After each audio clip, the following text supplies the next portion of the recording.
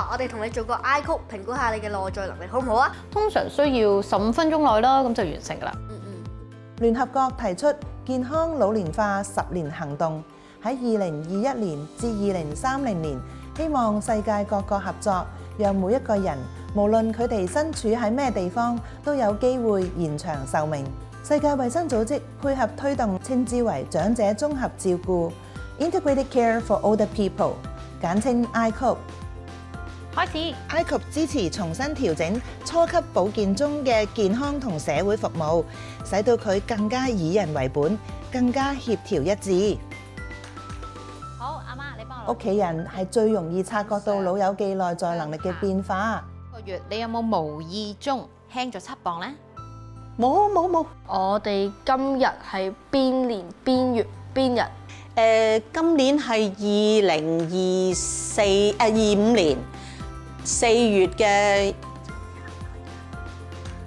30號。我哋身處喺邊度？我屋企咯。通過保存記錄並每6個月進行一次 ICOPE 基本評估，佢哋就可以跟蹤一段時間內嘅任何改進。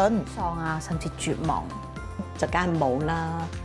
婆婆今次嘅總成績係，雖然咧你有2項嘅內在能力不足，但係咧你喺其他範疇咧表現得好好喎。下個禮拜咧，我哋就陪你一齊去揾專業人士測試下呢2個範疇，睇下我哋仲可以做啲咩咧，幫你去提升你嘅內在能力。